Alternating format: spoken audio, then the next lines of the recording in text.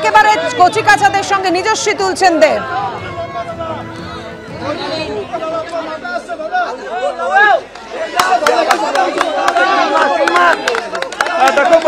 অনেকেই মনে হচ্ছে ছবিতে দেখে অনেকেই প্রথম ভোটার, যাদের সঙ্গে ছবি তুলছেন, কখনো সেলফি নিচ্ছেন। দেব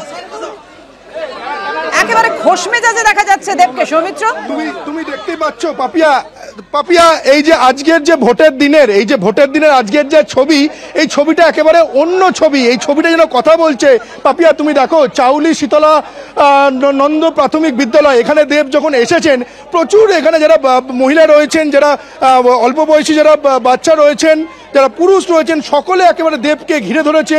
দেবকে ঘিরে ধরে একেবারে সেলফি তোলার জন্য তারা আবদার করছে। এবং দেবও, যেটা আমরা দেখলাম প্রথমে এই যে প্রাথমিক বিদ্যালয় চাউলি শীতলানন্দ প্রাথমিক বিদ্যালয়, তিনি এখানে বুথে ঢুকলেন, বুথে ঢুকে তারপর বেরিয়ে একেবারে যে মহিলা শিশুরা ছিল তাদের সঙ্গে তিনি ছবি তুললেন, সেলফি তুললেন। আমি কথা বলবো দেবদা, একেবারে আজকের যে ছবি 3.5 ধরে আমরা দেখছি, একেবারে অন্য ছবি আমরা দেখতে পেলাম।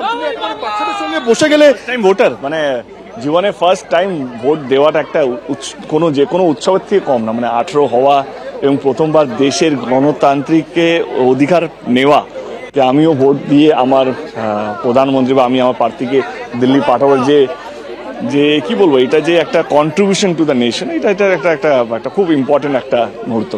বিজেপি প্রার্থী হিরণ চট্টোপাধ্যায় যেখানে যাচ্ছেন সেখানে করে বিক্ষোভের আগুন জ্বলছে, কিন্তু আমরা দেখতে পাচ্ছি আপনি যে বুথগুলো যাচ্ছেন সেখানেও মানুষজন ঘিরে ধরছে, কিন্তু বিক্ষোভের জন্য ঘিরে ধরছে না, ভালোবাসার জন্য ঘিরে ধরছে। ইনফ্যাক্ট তুমি আজকে যে কটা বুথগুলো যাচ্ছি সেখানে লোকে আমাকে বলা হয়েছিল এটা বিজেপি উইনিং বুথ, মানে ওই বুথগুলো আমরা হেরে আছি বা কম আছে।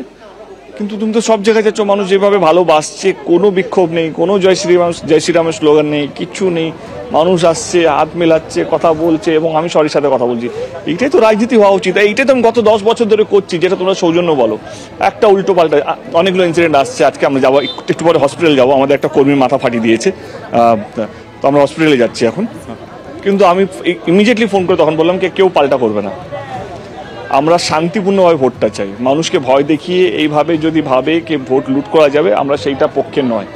আমাদের পক্ষ থেকে কোনো কেউ হবে না, ওর জায়গায় অন্য কেউ রিপ্লেসমেন্ট করো, এবং শান্তিপূর্ণভাবে ভোটটা যেন হয়। আমরা পুলিশকে, প্রশাসনকে জানিয়েছি এই জায়গাগুলো সমস্যাগুলো হচ্ছে। এখনও আমরা কি হয় নাকি, ইটস নট গান্ধীগিরি, কারণ আমরা এটা দেখে না মানুষ ভয় পেয়ে যায়। তুমি আমি যে লড়াই করি, এই এতগুলো মানুষ যারা ভোট দিতে আসছে, যে এই গণতান্ত্রিক অধিকার 3 মাস ধরে প্রচার, 5 বছরের পর একবার আসে, তো সেইটা সবাই সাক্ষী হতে চায়, সেটা সবাই সমর্থন করতে চায়। এখানে ভয় দেখিয়ে লাভ নেই। আপনার বিরোধী প্রার্থী হিরণ চট্টোপাধ্যায় কেন এত অ্যাটাকিং স্ট্র্যাটেজি কেন নিচ্ছে, এটা আপনার কি মনে হয়? কেন ও তো জানে ও হারবে, কেন ওর কাছে অ্যাটাক না করলে শিরোনামে আসবে। তোমরা কি দেখাবে ওকে? বলো, তোমরা কি পাত্তা দেবে?